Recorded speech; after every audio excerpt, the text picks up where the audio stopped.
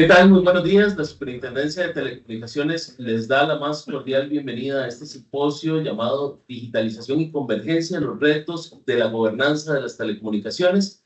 Agradecemos a todos la oportunidad de acompañarnos y de participar con nosotros en esta actividad. Iniciamos con las palabras de la señora Cintia Arias, quien es presidente del Consejo Directivo de Super. Cintia, buenos días. Bueno, muy buenos días a todos y muchas gracias por su presencia el día de hoy.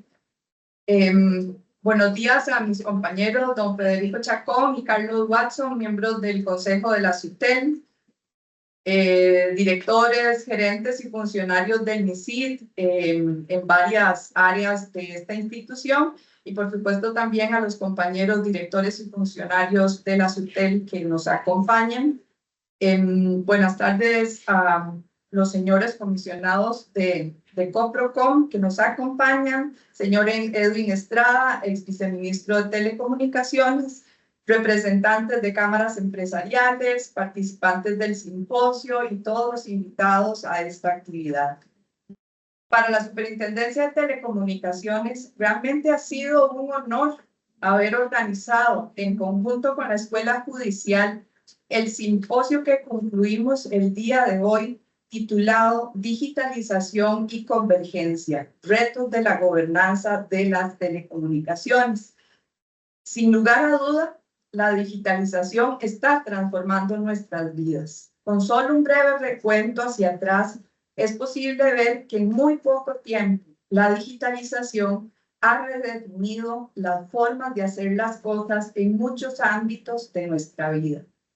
La tecnología ha cambiado y continúa cambiando cómo nos comunicamos, cómo trabajamos, cómo nos informamos, cómo nos entretenemos y en general cómo vivimos.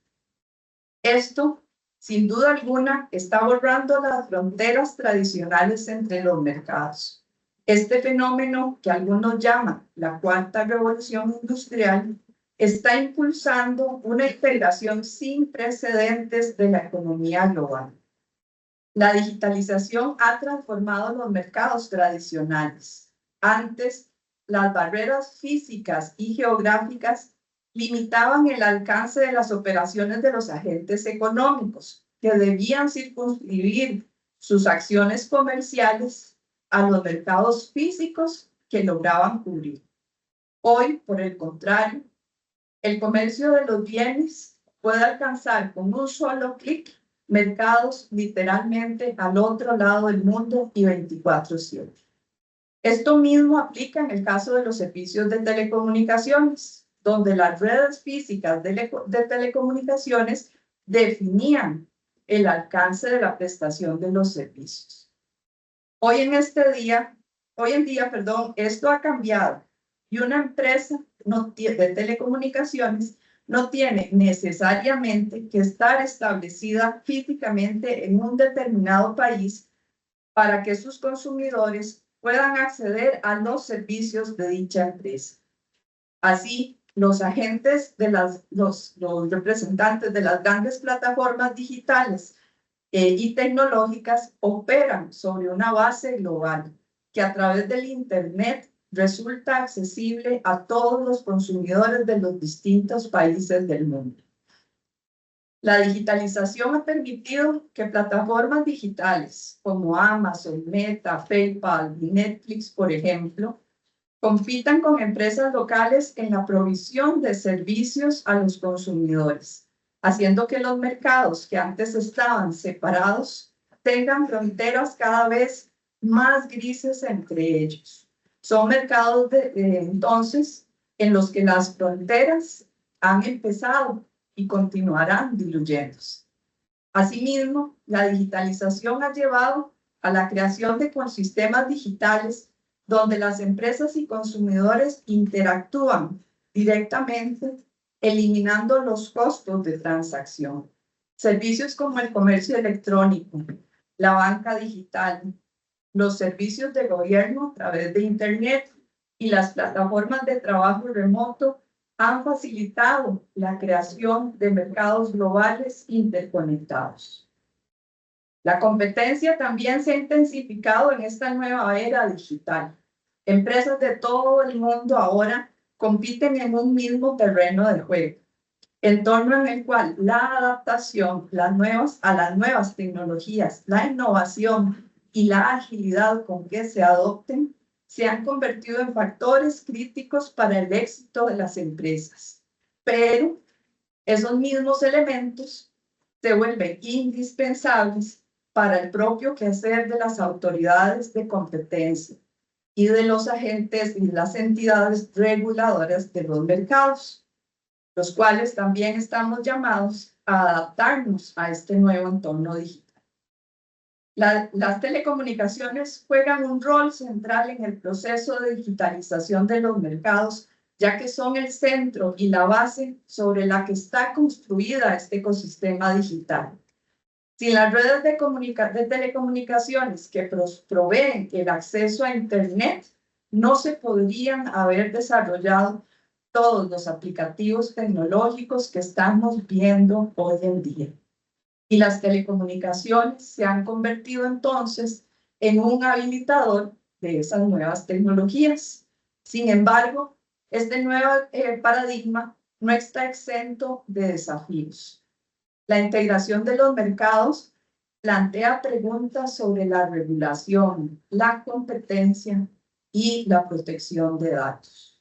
Las leyes y regulaciones nacionales que se diseñaron para enfrentarse a problemas específicos a menudo no están adecuados para enfrentar las complejidades de este mundo digital en el que vivimos ahora en esta cuarta revolución industrial.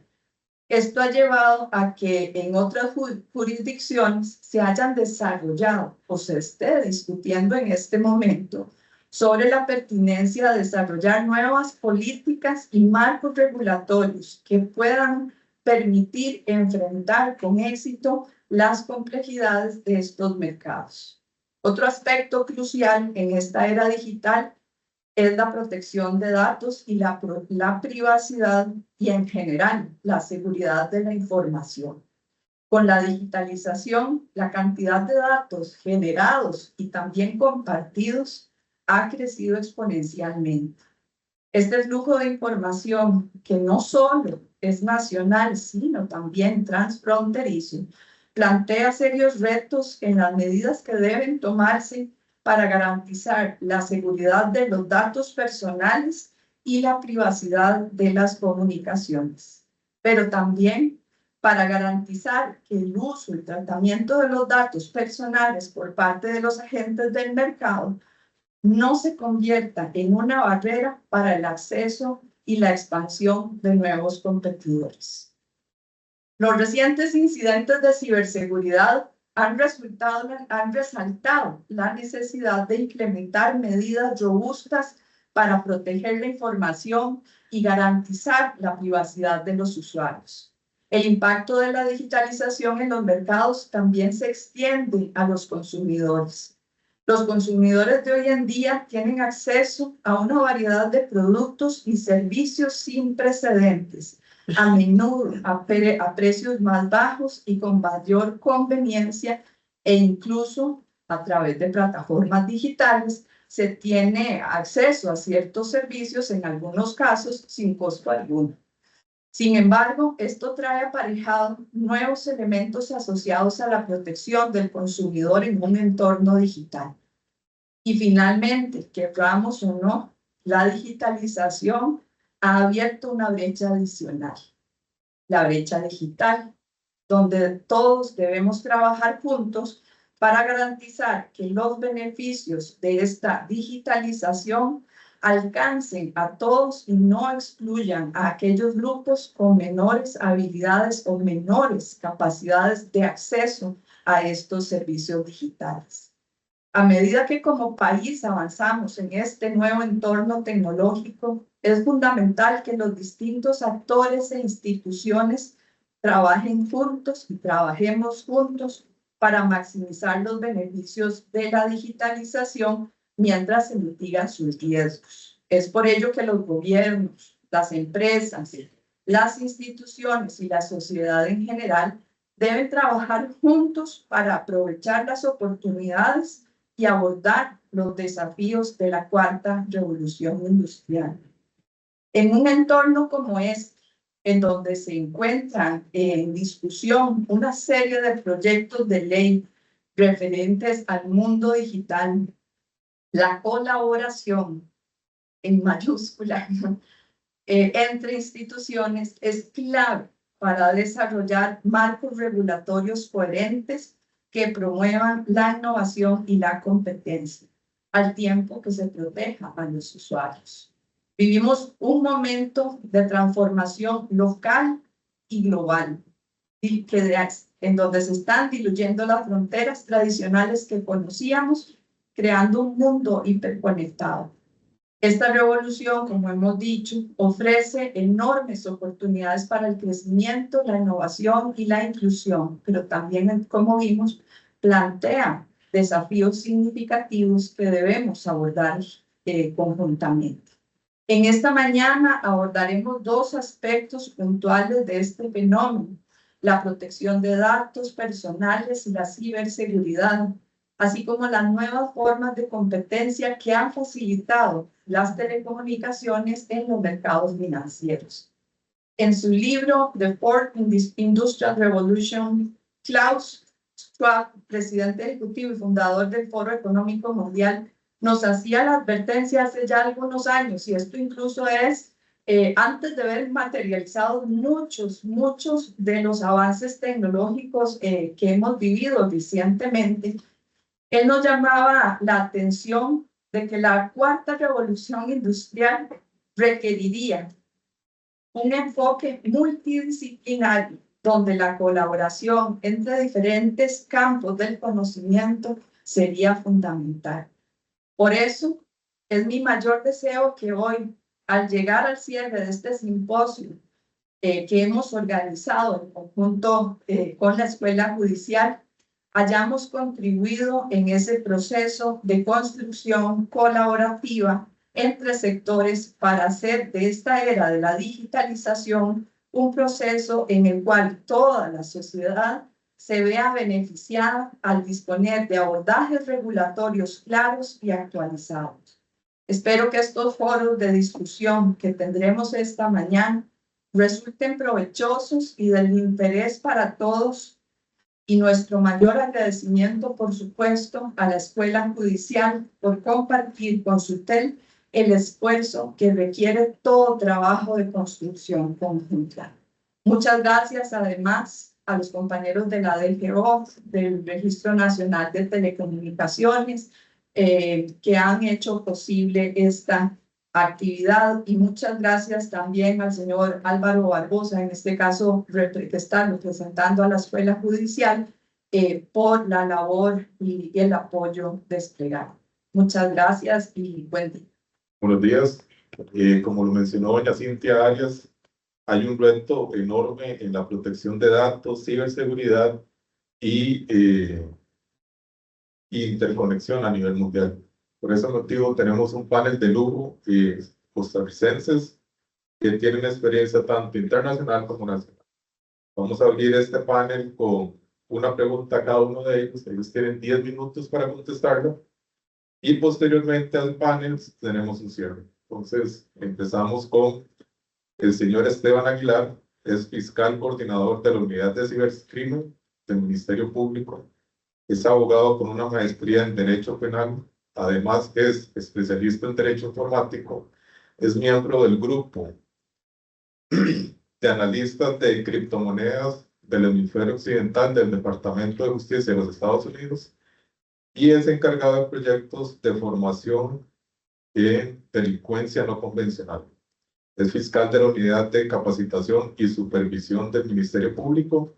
Además es conferencista nacional e internacional en diferentes foros sobre cibercrimen. Don Esteban, en un mundo que se ha vuelto digital, con las personas conectándose e ingresando sus datos personales e incluso financieros a distintas plataformas, páginas web, redes sociales, entre otros, teniendo prácticamente toda su información personal en un dispositivo como un teléfono móvil, computadora y demás dispositivos que tenemos a nuestras manos, Desde SUTEL se ha venido tomando una serie de medidas para minorar riesgos de los usuarios en telecomunicaciones, implementando regulaciones sobre el enmascaramiento de llamadas para evitar temas de fraudes telefónicos, también el bloqueo de la señal celular en las cárceles, en apoyo de los operadores nacionales. Pero esto es un tema que se requiere un abordaje articulado, por lo que me permito consultarle. Si nos pudiera contar sobre las medidas que se están tomando en el Ministerio Público para aumentar la conciencia sobre las medidas de seguridad que deben de tener los ciudadanos para disminuir los riesgos informáticos actuales de cara a las diferentes plataformas gratuitas que tenemos, en las cuales nos brinda una serie de servicios y nosotros o varios usuarios o muchos de los usuarios entregamos nuestros datos sin siquiera importar qué estamos entregando, solo por recibir un servicio gratuito. Perfecto, muchas gracias, don Carlos, por la consulta. Buenos días también a todas las personas presentes, compañeros panelistas y a quienes nos acompañan de forma habitual. Como ustedes pueden ver, el panel, de hecho, yo soy el que no sabe qué está haciendo acá. El panel va enfocado en protección de datos y en ciberseguridad. Los abogados no sabemos nada, los abogados no tenemos nada que ver con eso. Sin embargo, accidentalmente, es al Ministerio Público donde llegan precisamente estos eventos, donde se vulneran datos y donde se dan eventos de ciberseguridad que a final de cuentas se convierten en delitos, en cibercrímenes, si se quiere. Y resulta que el tema del cibercrimen en Costa Rica se posiciona ya en el cuarto delito de mayor importancia de ingreso de expedientes al Ministerio Público. Y hay particularidades además. Ese crecimiento, llegando al cuarto lugar, tiene que tomar también en consideración, por ejemplo, el hecho de que ante un reciente estudio que hizo el APCIBE de la Universidad Nacional, determina que al menos en la empresa privada son solamente un porcentaje cercano al 23% de los eventos informáticos que se denuncian. Eso significa que hay un 77% de asuntos que no se denuncian. Entonces estamos viendo únicamente la punta del iceberg. El tema de prevención del cibercrimen se puede traducir en tres cuestiones. El primero es educación digital, seguridad informática y ciberseguridad. Estas dos últimas no son lo mismo. Son esos tres aspectos los que pueden prevenir eventualmente este tema del cibercrimen. Los delincuentes, ¿qué es lo que buscan? Los delincuentes no buscan inicialmente el dinero. Los delincuentes no les interesa el salario que tiene la persona, no les interesa tampoco los bienes que tenga una persona. Lo más importante y lo que más les interesa a los delincuentes, y lo más importante que tienen todos ustedes, que tiene toda la población, al final de cuentas es data, es información, que es lo que ellos van a buscar. Como ustedes sabrán, al menos los que son abogados, al Ministerio Público no le corresponde formalmente el tema preventivo, a nosotros nos corresponde la investigación. Nosotros venimos ya post-mortem, cuando ya se dio si se quiere el delito, venimos a investigar. No obstante, el Ministerio Público, en vista a este crecimiento, que es exponencial, que viene con mayor crecimiento todavía después del tema de la pandemia, a partir del año 2019, 2020, se volvió pues una locura este aspecto, ha venido tomando acciones, creo yo, responsables, precisamente para poder dar una respuesta social necesaria, porque tenemos esta obligación de poder enfrentar este fenómeno. Y es así como a partir del año justamente 2020 se separa un grupo de trabajo de compañeros fiscales, se comienzan a especializar para ir generando las bases de la unidad de cibercrimen. Formalmente se crea la misma ya el año pasado con recursos, con asignación pues de personal y demás. Estas personas se venían capacitando y dentro de la resolución de creación de esta unidad del Ministerio Público se obliga, de hecho, a generar trabajo preventivo, muy diferente a lo que pasa con el resto de fiscalías. De hecho, yo no conozco ninguna que en su estatuto de creación o en su resolución de creación tenga labor preventiva. ¿Y esto por qué? Porque tiene un sentido. En foros internacionales y en diferentes grupos también, por ejemplo, el propio seno del Consejo de Europa, que son quienes trabajan el tema del convenio de Budapest, del cual Costa Rica también es parte de haberlo ratificado, se ha logrado determinar que es más importante la prevención del cibercrimen que eventualmente su investigación por las complejidades que lleva. Y entonces los que son tecnólogos saben de lo que estoy hablando, del montón de herramientas, del montón de recursos, del montón de posibilidades siempre tecnológicas que tienen los delincuentes para poder ocultar su identidad y ocultar desde dónde es que despliegan sus actividades criminales.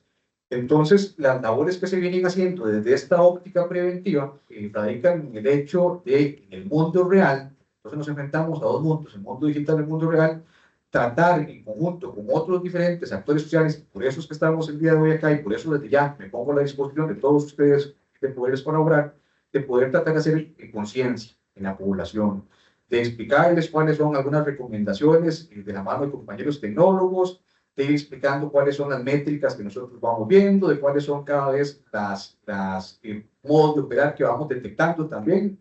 Sin embargo, y a mi consideración, y yo quiero con esto, perdón que utilice mi teléfono, pero los abogados no somos buenos para los números, entonces voy a darles un dato importante. Yo creo que esta práctica, esta cuestión de tratar de concientizar a los individuos, las personas a quienes eventualmente pueden ser ofendidos, no basta. No basta específicamente con números. Les voy a indicar ahora, el lunes de esta semana hicimos una sesión de trabajo con la nueva también, el OIJ ha separado un grupo dedicado única y exclusivamente a las estafas informáticas. Es el fenómeno del cibercrimen que de manera doméstica tiene mayor crecimiento en nuestro país. Y entonces los delincuentes evidentemente van a ir a buscar datos personales de las personas, pero datos que están ligados a cuentas bancarias. Y resulta que para el año pasado, el año 2013, el monto únicamente en San José, nada más en San José, dejamos de contar el resto de las provincias, e inclusive no contamos acá otros cuerpos policiales que también ven este fenómeno, el monto de afectación a los costarricenses por el delito de estafa informática en contra de usuarios bancarios llegó a 2.500, más de 2.519 millones de colones. Y en dólares, o sea, no es que esto se vaya a traducir a dólares, sino que además en dólares, a 1.875.000 dólares. No es poquita plata, es bastante plata.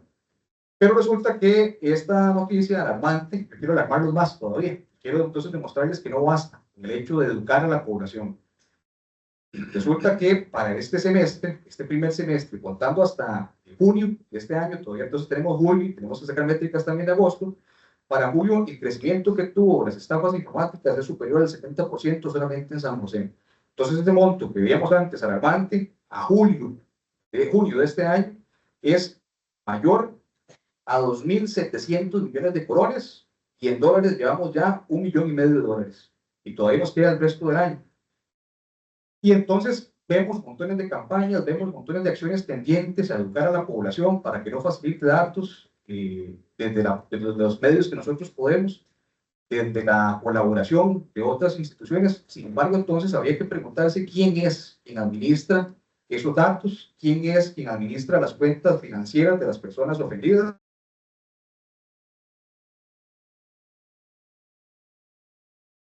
Muchísimas gracias, don Esteban. Asimismo, como menciona don Esteban, Costa Rica ha tenido prácticamente son 6, 7 millones de dólares con esta problemática, ¿verdad? A lo que estaba mencionando. Dichosamente tenemos una oficina, una agencia de protección de datos. Nos acompaña la señora Wendy Rivera, es licenciada en Derecho y notaria pública por la Universidad Federal de Costa Rica. Cuenta con una maestría en Administración de Empresas con énfasis en Gerencia de Recursos Humanos, una maestría en Administración y Gerencia Pública. También es especialista en Innovación Pública de la Universidad de Alcalá de España. Cuenta con estudios de protección de datos personales y ha laborado para el Ministerio de Seguridad Pública en diversas posiciones desde 1998 y ha sido directora nacional de la Agencia de Protección de Datos de los Habitantes en 2 periodos, entre el 2017 y 2018, y desde el 2022 está trabajando en esta unidad. Doña Wendy, sin lugar a dudas, el almacenamiento, tratamiento y uso y aprovechamiento de los datos es un motor de la economía digital. Viendo las estadísticas de ustedes, en el 2018 solamente hubo 35 casos, ¿verdad? Y en el 2023, 250. El crecimiento de denuncias de los habitantes creo que ha crecido, y si vemos estos números, un ritmo acelerado. Sin embargo, si tomamos los datos de don Esteban, vemos que la población tal vez no tiene el conocimiento de dónde acudir a hacer las denuncias o preguntar cómo protegen nuestros datos. Y tengo un par de preguntas para usted. ¿En qué medidas adicionales debemos estar pensando para la protección de los datos personales. Esta es la número 1. Y la segunda, cómo desarrollar los mecanismos de protección necesarios para escenarios de transferencia de datos a nivel business to business to government o business to citizen.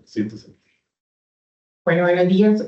Muchas gracias por la invitación a este foro, porque sí quisiera, y adicionando a lo que decía el compañero de la Fiscalía, a veces pasamos por alto que donde hay personas, hay datos personales y hay riesgos. Y el caso de las denuncias en realidad es algo que es medible y evidenciable, pero desgraciadamente no solo es una cuestión del conocimiento de los habitantes en términos de que puedan presentarlas, sino que esas estadísticas están en función de los escasos o pocos recursos, ¿verdad?, que como país hemos ido designando. Entonces, esa es la cantidad de denuncias que en algún momento se han tramitado y que por una cuestión de gestión puede mejorarse la cantidad de resoluciones con los escasos recursos, ¿verdad?, que tenemos, en poder hacerle frente a esas necesidades de los habitantes. Y evidentemente también esto requiere no solo un trabajo de la agencia, sino que es un trabajo interdisciplinario, interinstitucional, entre los diversos sectores, porque los datos que tratamos en lo público, en lo privado, o sea, estamos hablando de los mismos habitantes. Entonces, si en una institución los protegemos adecuadamente, pero en otra institución no, o sea, el riesgo al cual estamos sometidos todos es exactamente el mismo. Entonces, en el caso de las denuncias, incluso también es coincidente con lo de la exposición anterior. O sea, el 80% de las denuncias vienen del sector financiero, en el cual hay una divulgación de datos, hay una malas prácticas en las cuales nosotros se han evidenciado, se han reiterado, y que también no es solo una cuestión de que las empresas separen una partida para el pago de las sanciones, sino que tenemos que generar esos protocolos, esas medidas de seguridad necesarias, las cuales incluso parten de la capacitación que se le dé al personal para hacer un tratamiento adecuado de esos datos. Veía que, ¿cuáles son esas medidas adicionales? O sea, yo empezaría que tenemos que cumplir las medidas básicas que nos establece la ley y el reglamento, pero hasta qué punto la media, cada uno de los que estamos aquí y que damos tratamiento en mayor o menor medida de datos personales, tenemos claro cuáles son esos protocolos dentro de nuestra organización y cuáles son las medidas de seguridad y hace cuánto las revisamos. Porque algo tan básico como el saber quién es el responsable de la base de datos es algo que por lo general en lo público y en lo privado no es fácil que lo puedan indicar. Uno en una capacitación le hacen una consulta y uno dice, bueno, ¿y qué dice el responsable de esa base de datos? Y las personas no saben decirlo.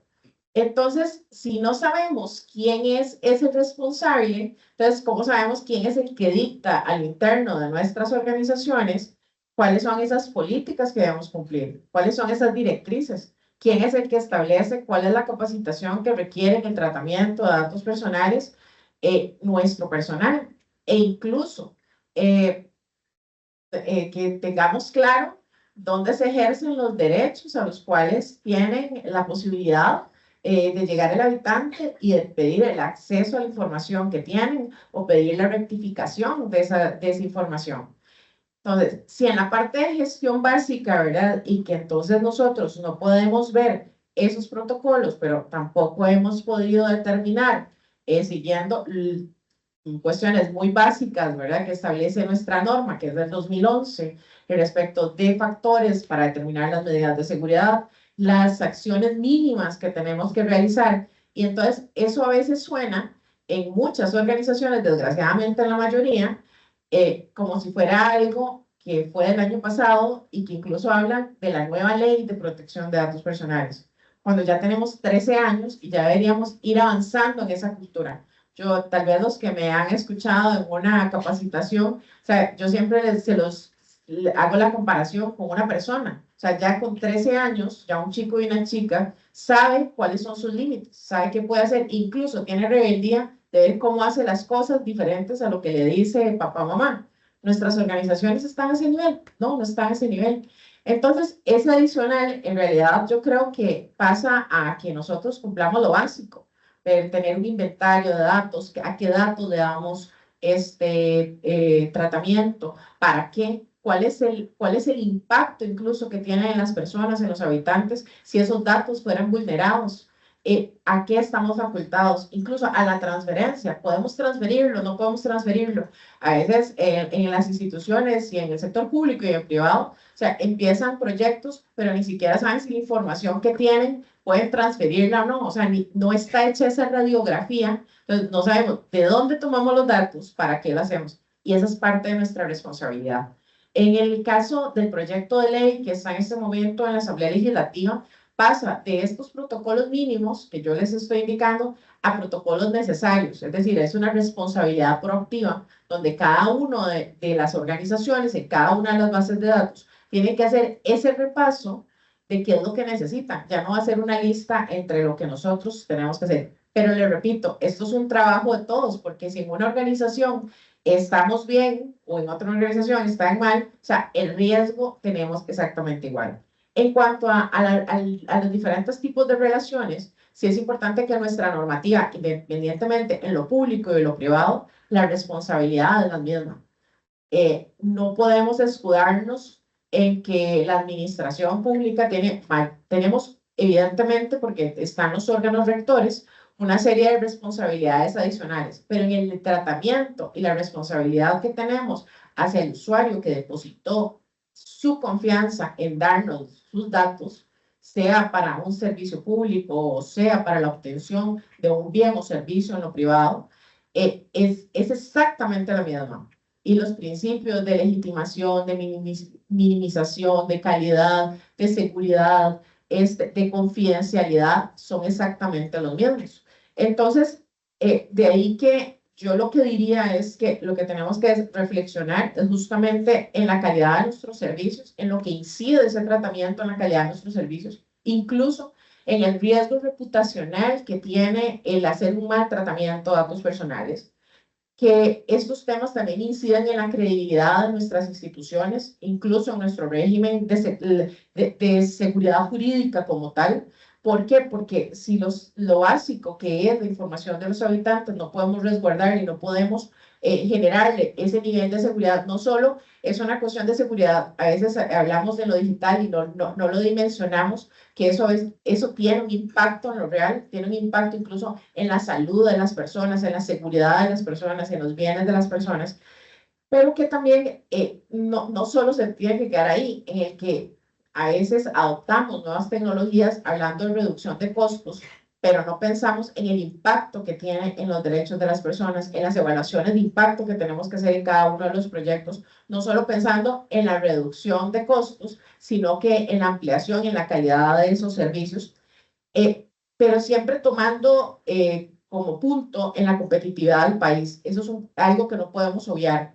La protección de datos personales tampoco está peleada con la innovación, tampoco tiene que estar peleada con esos avances, sino que tenemos que hacerlo responsablemente bajo los esquemas que la misma norma nos crea y bajo los esquemas de cumplimiento, pero básicamente de conocimiento. Si bien es cierto, no podemos quedarnos en simplemente capacitar, tenemos que pasarlo a acciones reales dentro de las organizaciones y que no podemos generar esa diferenciación entre si es relaciones entre el Estado o con la empresa privada o con sociedad civil. Creería que lo más importante de la medida es tomar conciencia del impacto que tiene en nuestras vidas y cumplir lo que tenemos. Vamos hacia una norma muchísimo más avanzada, pero tener la claridad que como país todavía no estamos pasando la nota en el cumplimiento de la norma actual. Perfecto, muchísimas gracias. Le damos la bienvenida al señor Eisen Molina. Y de una vez lo vamos a aprovechar con una pregunta, ya que llegó fresquito. Él funge actualmente como director nacional de ciberseguridad en el MISIC, cuenta con una licenciatura en Ingeniería en Sistemas y especialización en Derecho Informático. Además cuenta con una serie de certificaciones internacionales. Ha sido profesor en el Instituto Tecnológico de Costa Rica y también ha sido coordinador de la Comisión de Ciberseguridad del Colegio Informático en Costa Rica. Don Heiser, en el ciberataque sufrido en el 2022 por Frontex, vimos una serie de instituciones como la Caja Costarricense, RAXA, el mismo MISID, Ministerio de Hacienda, afectando la cadena de suministros de Costa Rica y una serie de dolores de cabeza para todo el mundo que quería de alguna u otra forma hacer uso de los servicios de la Caja, ¿verdad? En esta materia, ¿qué lecciones aprendidas hemos tenido a nivel de gobierno o a nivel del ministerio para mitigarlo a futuro? ¿Y qué mecanismos de coordinación que hemos establecido con diferentes actores como los proveedores de servicio de Internet, que ellos eventualmente podrían hacer bloqueos internacionales para que esas redes no ingresen a nuestro país? ¿Y de qué forma mejorar este tipo de sinergias a futuro, verdad? De estas lecciones aprendidas. Sí, muy buenos días. Me disculpo por la demora, un problema de agenda, de coordinación de agenda, pero para mí es todo un honor y un agrado estar aquí presente y poder hablar de esos temas tan importantes para Costa Rica. Primero que todo, desde el Ministerio de Ciencia y Tecnología e Innovación, hemos hecho diferentes esfuerzos que son significativos, que tienen un impacto para todas las instituciones del gobierno, y no solo para las instituciones del gobierno, sino para todo el ecosistema. Sabemos que con los ciberataques, yo lo que digo, y bueno, no lo que digo, sino es que lo que se ve en el ambiente es que se generó concientización, que eso es lo que más cuesta, generar conciencia de que la ciberseguridad es una inversión y no un gasto, es lo que tenemos una ventaja, así lo digo yo, con diferentes regiones.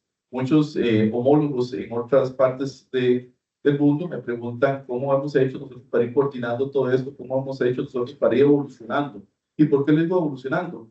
Hay países en la región que ni siquiera ya tienen una estructura que dé soporte a lo que es ciberseguridad meramente. Desde el MISID se creó la Dirección Nacional de Ciberseguridad, que ya al día de hoy tenemos dos departamentos, que es el CCR y el SOCCR, y eso con 21 plazas. Sabemos que estamos en un momento de austeridad de la parte fiscal, pero se hicieron todas las acciones del 2023, ¿verdad? 2022, 2023, para poder generar los fondos y darle sostenibilidad a esa estructura, porque tiene que haber una gobernanza en ciberseguridad en esos temas tan importantes y tan críticos para todos, porque sabemos que los ciberataques, más allá de afectación de las infraestructuras tecnológicas, es la persona. Vean que hablamos de la Cámara, vemos que hablamos de la Hacienda, pero ¿qué está detrás de todo eso? Son las personas. Entonces, cuando pusimos en el centro a las personas y a la protección de los servicios que se le brindan a ellos, fue donde se comenzó a generar se gestó esta coordinación y se creó. Ya tenemos 21 plazas fijas. 21 plazas fijas, y de hecho en este momento estoy terminando de contratar a esas personas. Personas que van a trabajar exclusivamente en la protección de esas infraestructuras 24/7. Sabemos que el decreto de emergencia habilitaron recursos, ¿cierto?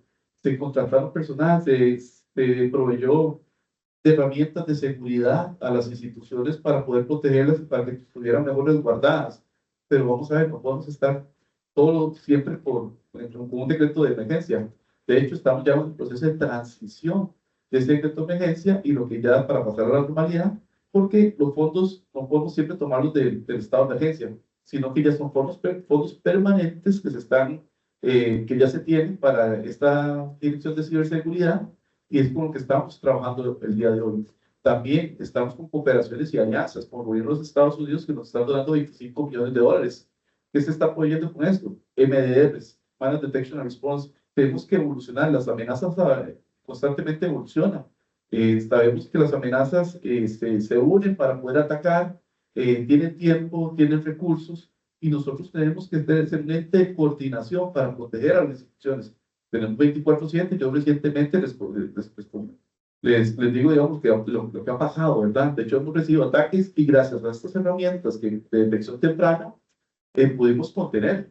De hecho, en uno de los ministerios que implementamos el Managed Detection and Response, inmediatamente nos alertaron a las 11 de la noche, inmediatamente hicimos isolation. ¿Y qué pasó? No pasó más allá de un intento. Entonces, vemos cómo se ha ido evolucionando, coordinando, gestando un entorno en el cual realmente sí se puedan proteger de forma eficiente, pero tenemos que tener una estructura. Esa estructura la está respondiendo MISID con esta dirección. Además, también hemos implementado medidas de seguridad y que le damos seguimiento, un seguimiento constante, digamos, medidas de seguridad que no tengan software obsoleto, bueno, sistemas operativos obsoletos, que utilicen doble factor de autenticación. Usted mira, pero son medidas muy básicas, sí, pero esas medidas, ese 20%, decimos nosotros en ciberseguridad, protege prácticamente el 80% de las amenazas que hay, porque realmente les ponemos las cosas sencillas a las instituciones. Finalmente pasa eso.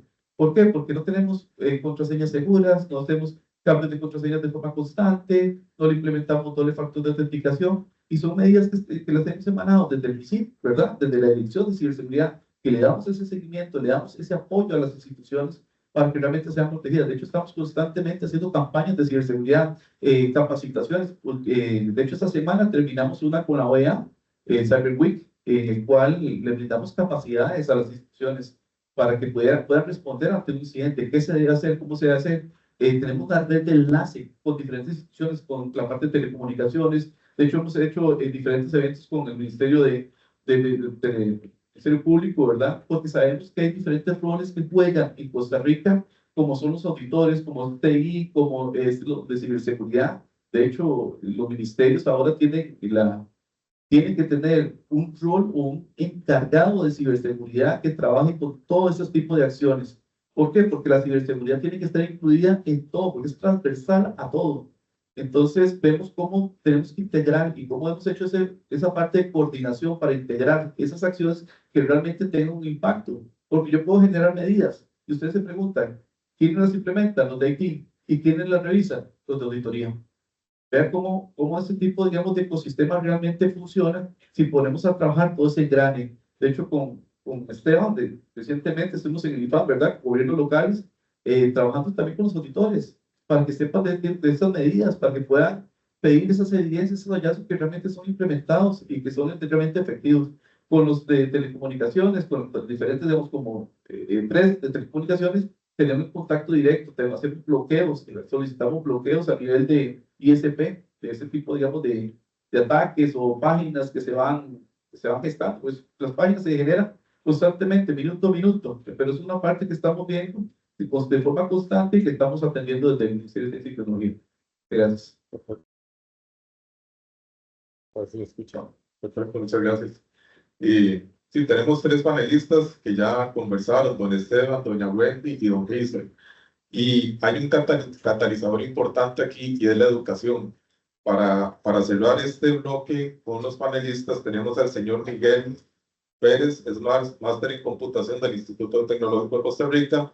Posee una serie de certificaciones internacionales, al igual que auditorías de ciberseguridad, entre otras, y actualmente se desempeña como director de la Escuela de Ciberseguridad de Tempotec. Fue coordinador de las auditorías de seguridad de información y ciberseguridad para el sector público en la Contraloría General de la República, donde laboró 28 años.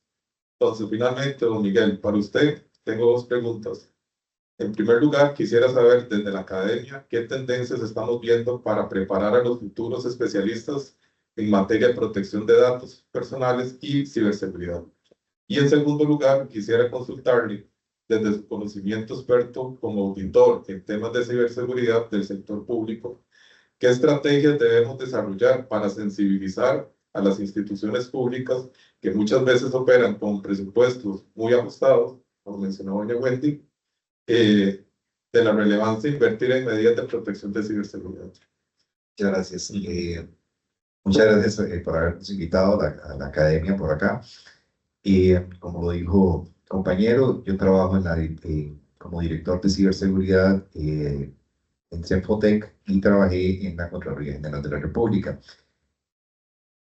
Quizás no hablar así como muy técnicamente, porque como hablábamos ahora, hablar de un montón de siglas y esas cosas que hablamos los informáticos, pues tampoco es la idea hoy. Vamos a tratar de simplificar un poco el asunto. ¿Qué es lo que nosotros como tecnólogos queremos proteger? Queremos proteger la información. Ese es el corazón. Eso es lo que está en los sistemas de información. Y como rebote, pues las tecnologías asociadas. ¿Qué ha venido dándose en toda nuestra evolución y creo que he sido generación frontera de por lo menos unas 3 veces con la edad que tengo y me ha tocado reinventarme muchas veces. Cuando yo trabajaba en el Banco Nacional, la seguridad era una puerta de hierro en el sótano del Banco Nacional y lo que podían robar era entrar a ese sótano o entrar a la bodega a robar billetes. Hoy en día, el 90% de la información que estamos generando es digital, de la información que se genera todos los días. Y se espera que para finales del 2025 sea el 100% de la información que generamos que vaya a ser digital. Entonces, un poco lo que decía ahora Esteban, ¿por qué han crecido las estafas? ¿Por qué ha crecido la información digital? ¿Por qué ha crecido el dinero digital?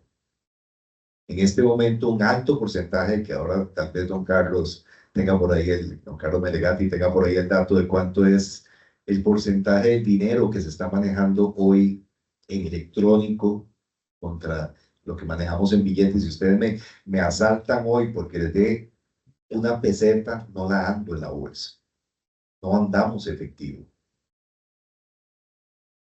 Nos piden un semáforo, mire, es que si me regalan una monedita, no, es que no ando efectivo, no importa, me puede hacer un simple, por favor, Carlos Melegatti, ¿verdad? Me puede hacer un simple. Hasta la persona que pide dinero en la calle tiene su monedero de simple. Vamos a la feria y ya no llevamos plata. O sea, yo en este momento, si a la salida me dicen, es que tienes que pagar 500 colones en efectivo de que se den el carro ahí incautado mientras voy a buscar algo donde pueda sacar plata porque no la ando. Y si no me recibe simple móvil la persona que está cuidando el carro, pues tendría que dejar el reloj empeñado o algo así. Entonces, ¿qué quiero decir con esto? Que hemos extrapolado nuestra vida personal a las redes de computación. La información que antes tenía que llegar a nuestra casa a robarnos, hoy la pueden robar a través de las redes. Y les cuento una anécdota muy interesante. Cuando estaba yo en los trámites de la pensión, estaba haciendo fila ahí para que me atendieran en la caja, y se me sentó una señora un poco mayor que yo a la par. Y me hizo mucha gracia lo que me contó, porque es un poco relativo a la pregunta y a la parte de sensibilización que ya los 3 compañeros han mencionado como uno de los pilares principales de la ciberseguridad, la sensibilización. Una señora de aproximadamente 75 años se me sienta a la par y me empieza a hablarme. En esas filas todo el mundo habla con todo el mundo. Y me cuenta que ella trabaja como conserje en un gimnasio en Heredia, allá arriba por San Isidro, no me acuerdo por dónde era. Y que todos los días que viajaba en bus se le sentaba una vecina de ella, extranjera, a la par y empezaba a hablarle y que le enseñaba unos videos muy feos, muy raros. Me imagino que TikToks o Facebook o YouTube o alguna cosa de esas. Entonces, y que a ella no le gustaba. Entonces, que las cosas que le hablaba que no le gustaban. Entonces, ella cuando se bajaba del bus iba adelante. Que un día que se bajó, la muchacha empezó, María, María, espérame. Y ella se quedó así, la esperó en la esquina y le dijo, mire, fulanita, hágame el favor y no grite mi nombre en la calle. Vean qué interesante, no grite mi nombre en la calle. ¿Por qué? Dice, porque pueden haber delincuentes por aquí cerca. Ya saben que yo me llamo María. Nos siguen y ven qué casa vivo. Me montan un fijo al frente de la casa, ven que sale mi marido, que salen los niños, el color de la casa. De aquí a unos días, después de hacerme ese seguimiento, van a decir, doña María, ¿cómo está? Yo soy el vecino suyo de 2 casas abajo, usted vive en tal casa, su marido se llama así, así, y empieza a tratar de ganarme la confianza y termina estafando. Yo me quedé así, dije yo, Dios mío, seguimos teniendo esperanzas en la sensibilización de la gente. Y yo le dije, doña María, ¿quién me contó todo eso? Me dice, no, mi nieta, porque una universidad, y precisamente éramos nosotros, llegaron al colegio de ella a darle una capacitación en sensibilización. Y ella me contó todo lo que yo tenía que hacer para proteger mi información, que mi información es muy importante. Entonces, volviendo a tu pregunta, necesitamos empezar desde ese nivel. La sensibilización tenemos que empezarla desde escuelas, desde colegios. Ellos son los que nacieron con un celular, nosotros no. Yo veía a mi mamá cuando le regalamos el primer teléfono inalámbrico, en aquellos tiempos, que sonaba el teléfono y ella se quedaba así hablando a la par de la base del teléfono. Y uno por más que le decía, mamá, pero usted puede moverse, si para eso es inalámbrico. No, no, mejor me quedo aquí. Ella sentía el cable seguro ahí a la par, aunque ya no existiera. Lo mismo sucede hoy. Los chiquillos ya nacieron con celulares. Los chiquillos ya nacieron con videojuegos. Ya nacieron conectados. Con el advenimiento de la red 5G vamos a tener muchísimos dispositivos conectados y no es el carro autónomo el que tenemos que cuidar, es toda la información que está detrás de eso. CNN en su Business Decision Makers Mindset que sacó este año, habla de que muy bonito tener inteligencia artificial, muy bonito tener Big Data, muy bonito tener todas esas cosas, pero todo eso se basa en información. Y si esa información no tenemos un buen control, no tenemos ciberseguridad sobre esa información, ellos hablan de que ese es el pilar más importante que tenemos. ¿Por qué? Porque tenemos que proteger esa información. Tenemos que anonimizar esa información para poder usarla en ese Big Data. Tenemos que tratar de manera segura toda esa información que hoy en día cada vez va siendo más digital. Nosotros, desde la academia, y creo que en la última parte de la pregunta, ¿cuál es la estrategia? La estrategia, como ya lo mencionaron los compañeros, tiene que ser desde todos los sectores. No es el Poder Judicial, como lo dijo Esteban, no es el MISID, no es la PRODAF, son todos juntos. Y nosotros desde la academia, a pesar de ser universidad privada, y aquí Gesser no me deja mentir, nosotros le hemos abierto las puertas al gobierno y al MISID y le hemos dicho, aquí usted tiene un auditorio, aquí usted tiene profesionales, aquí usted tiene lo que usted necesite, el apoyo que necesite el gobierno para hacer esta evangelización. Ahí se hizo el Plan Nacional de Ciberseguridad, ahí tuvimos a la OEA, ahí tuvimos al gobierno de República Dominicana a través del MISID. Ese tipo de alianzas estratégicas son las que necesitamos. No somos feudos. Somos una sociedad globalizada. No somos siquiera Costa Rica. Los ataques no vienen de Costa Rica. Vienen de cualquier otra parte del mundo. Necesitamos lo que está haciendo el MISID. Tener alianzas estratégicas con gobiernos, con agencias, con universidades, para poder capacitar. En cerca de 10 años hemos capacitado alrededor de 100 másteres en ciberseguridad en la Universidad de Infotec. Fuimos la primera universidad que tuvo una maestría en ciberseguridad. Son suficientes 100 profesionales para un país que tiene más de 280 instituciones públicas y no sé cuántos miles de instituciones privadas. No, no lo son. Necesitamos reforzar eso. Necesitamos cada vez ser más conscientes y que cada uno de nosotros, como lo dijo un presidente ejecutivo de Pelinsa hace algunos años, la seguridad es cosa de todos. La seguridad empieza por cada uno de nosotros. Hoy no es ponerle candados al portón de la casa. Sí hacen falta, sí los necesitamos, pero es ponerle candado a nuestra información y a los chiquillos de los colegios y de las escuelas. Nosotros les decimos, no regalen la información, cuiden su información. Hoy la inteligencia artificial puede tomar una foto de ustedes y ponerlos a cantar la canción que se les ocurra. Podemos clonar voces con inteligencia artificial. Cada día va a ser más necesario tener mucho más previsión sobre nuestra información personal. Entonces, por ahí anda el asunto, ¿verdad? Necesitamos hacer esas alianzas y sensibilizarnos cada vez más, cada uno de nosotros. Es nuestra información y no tenemos que regalar y tenemos que protegerla a través de doble factor de autenticación, a través de la firma digital que nos da el Banco Central. A partir de todos esos mecanismos juntos, tratemos de ser cada día más seguros. Muchas gracias. Muchas gracias a los 4 panelistas. Hemos tenido un intercambio muy amplio en temas de ciberseguridad y protección de datos.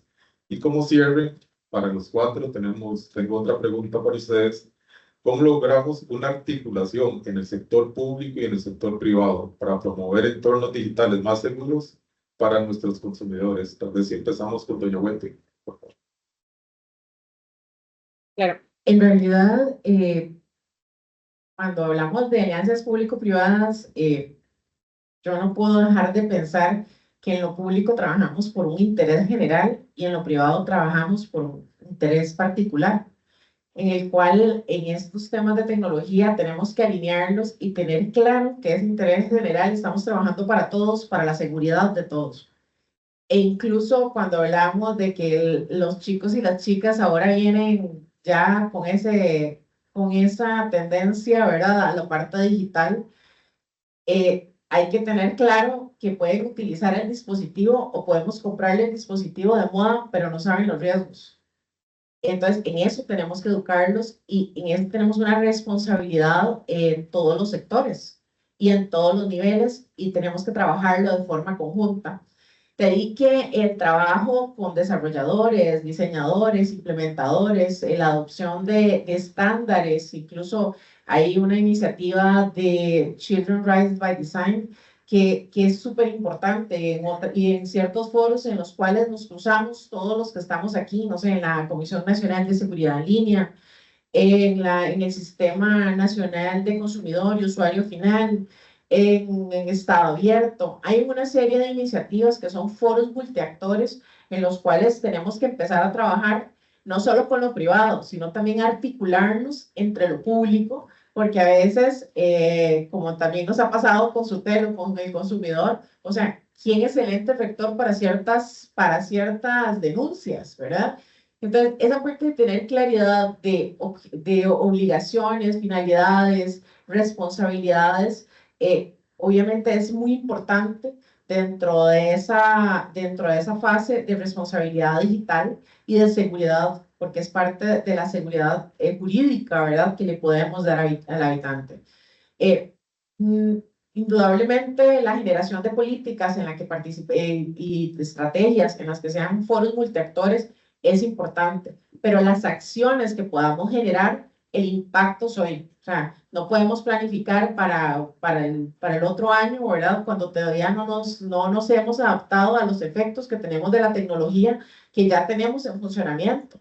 Lo que podemos hacer en la parte de capacitación, en la parte de integrarnos en nosotros, hay una iniciativa, por ejemplo, en el caso del ciclo de conferencias, entre el cual se integran las empresas, se integran desarrolladores, implementadores, la academia, don Miguel nos ha acompañado. Entonces, este tipo de acciones en donde también nos sumamos en estrategias, por ejemplo, con las cámaras empresariales, en lo que es salud digital, o sea, la labor de ciertas cámaras, Cámtico,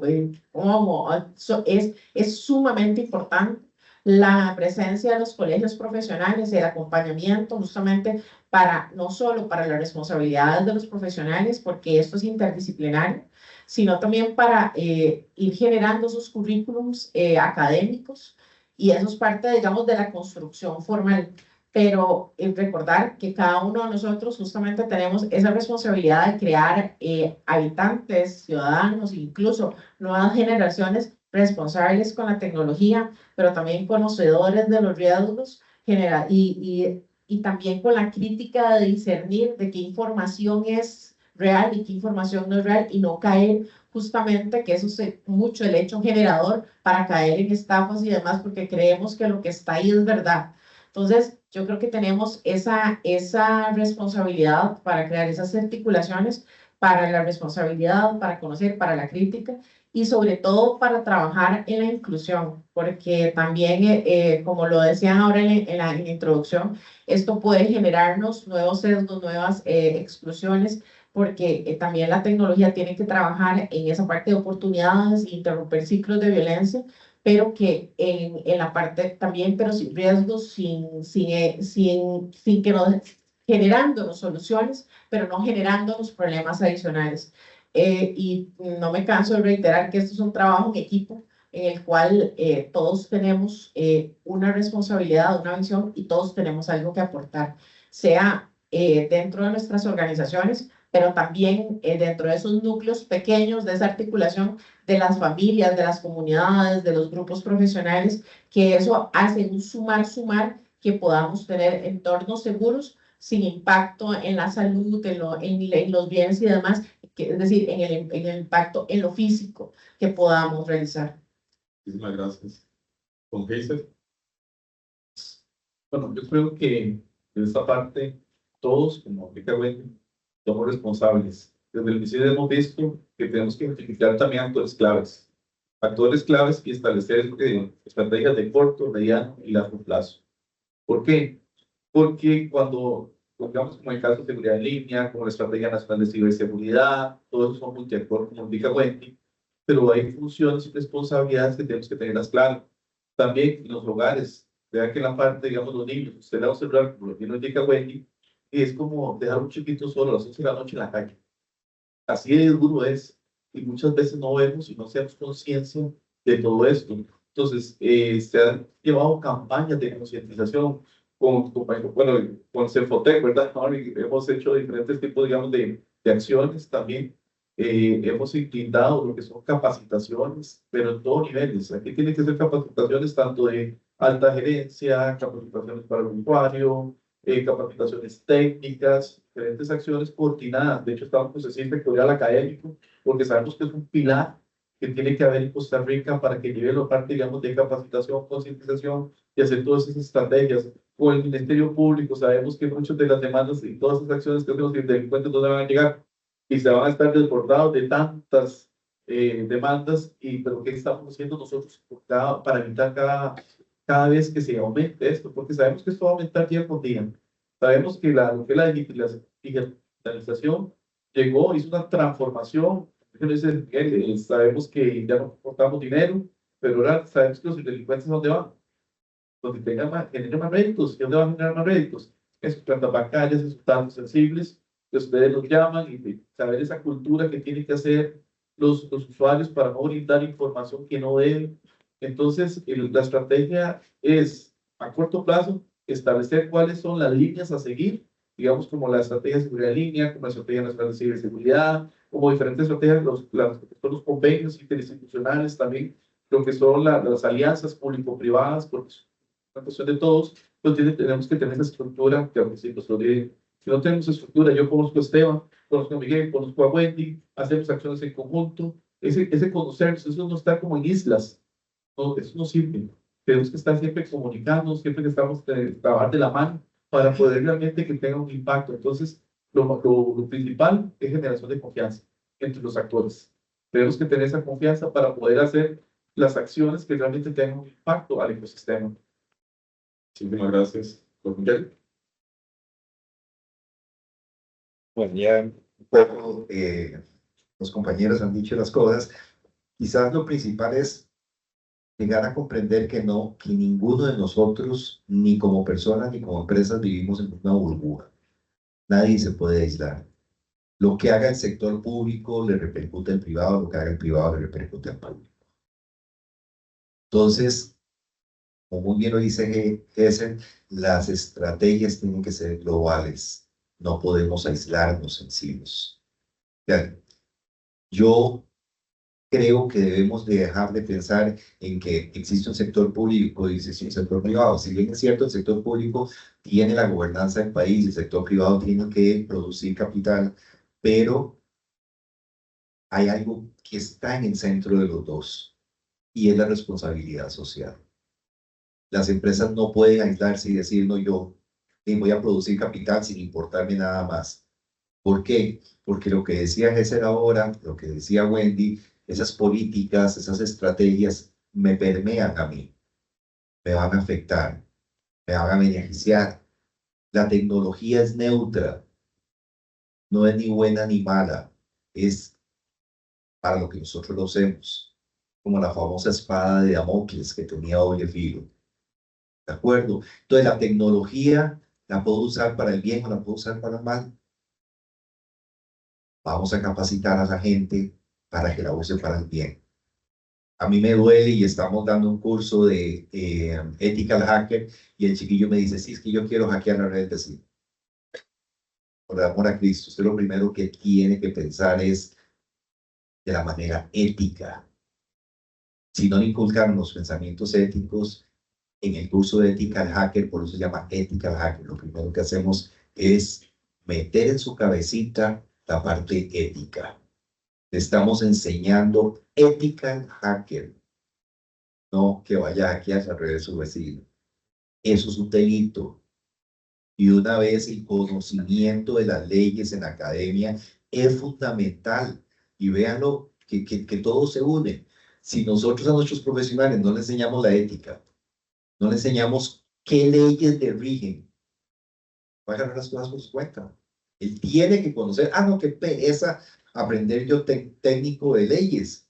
No, mire, usted tiene que saber que si usted hackea o ve nada más el teléfono de su pareja, va 2 años a la cárcel.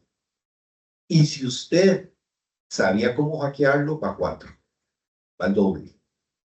Entonces, usted tiene que conocer el trasfondo legal, de gobierno, ético, es un todo. Nadie se puede aislar en una burbuja. Entonces, desde ahí yo creo que es muy importante el articular esto. Universidad de Zapote, como les decía, es privada, pero tenemos una gran responsabilidad social. Nosotros, los 6 directores de carrera que tenemos, los 6 directores de escuela que tenemos en la universidad, todas las semanas estamos atendiendo colegios, estamos visitando colegios en zonas remotas para llevar el mensaje de la inteligencia artificial, de la ciberseguridad, de las habilidades blandas. ¿Por qué? Porque tenemos que formar profesionales integrales. De nada me sirve a mí que sea un gran técnico si no sabe trabajar en equipo, si no tiene liderazgo, si no tiene ética. Tenemos que formar a las personas de manera integral. Entonces yo creo que por ahí van a Muchas gracias. Esteban. Gracias, pero primero comercial, nada más con don Miguel. Yo con todo gusto pude ayudarle a acomodar a sus chiquillos, con todo gusto. Entonces, yo con eso. Ya vamos a ir cooperación, sector público y sector privado también. No, vean, para no ampliar, porque ya los compañeros creo que han sido muy claros, evidentemente no puede existir jamás un divorcio entre el sector público y el sector privado desde la perspectiva en la que yo laboro. ¿Por qué razón? Porque resulta que del sector privado, específicamente las autoridades de investigación penal, podemos obtener muchísimo. Y en 2 sentidos principalmente. El sector privado tiene muchos recursos, tiene conocimiento, es quien va a la vanguardia sobre las tendencias globales, y entonces de ahí podemos obtener mucha educación. Como ya vimos, es trascendental, es sumamente relevante. Pero todavía más importante, resulta que en el sector privado es donde se encuentra la prueba, donde se encuentra almacenada y a su vez también información que puede ser comprendida como prueba para poder investigar, para poder acreditar los delitos y los asuntos que nosotros estamos investigando.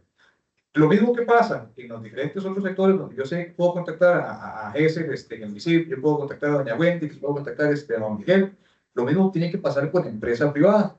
Tenemos que tener comunicación, tenemos que tener también entendimiento, tenemos que explicarle al sector privado cuáles son las mejores prácticas, por ejemplo, para el tema de el resguardo de esa evidencia, de cómo manejar adecuadamente cadena de custodia, el hecho de poder ir a educar también y concientizar a los, ahora le dicen colaboradores, no son colaboradores porque nadie colabora gratis, son empleados a final de cuentas, ir a educar a esos empleados también de cuáles serían consecuencias legales en caso de ser omisivo, y evidentemente todavía más en el caso de cometer de forma dolosa un delito, y entonces se necesita precisamente una empresa privada que se ubica en Costa Rica, que se ubica en nuestro país, es relativamente sencillo.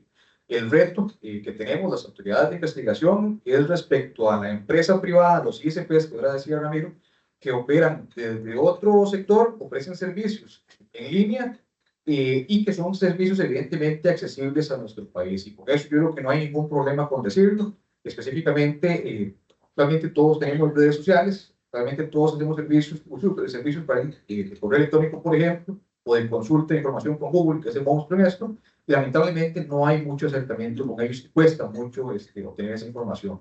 ¿Qué pasa con esto? Que tenemos que aprender del sector público y el sector privado de la buena comunicación que de hecho hay en los delincuentes. Los delincuentes podemos aprender montones, A forma global y en cuanto a delitos informáticos graves, si se quiere, algún grupo de atacantes que esté en Rusia se puede comunicar sin mayor problema y cooperar con otro que esté en Ucrania, pues en la guerra que hay, o con los de China, o eventualmente con los de Nigeria sin ningún mayor problema. Y lo mismo pasa de forma doméstica. Y don Carlos y mis compañeros de su hotel, les pido que no me baneen por eso. Pero, por ejemplo, lo que pasa dentro de los centros penales. Con los centros penales, ya vimos ese delito de crimen más importante en nuestro país. Si a alguno se le dañó el teléfono, que cuesta 3 millones de colones, un teléfono dentro del centro penal, sin mayor problema se lo alquilan, se lo prestan, prestan también a la gente que funciona como call center dentro de los centros penales, ofrecen servicio de outsourcing entre ellos mismos. Vemos entonces la buena comunicación que hay entre ellos y creo yo que entonces el sector público puede aprender mucho de eso que pasa, cooperando necesariamente también con el sector privado.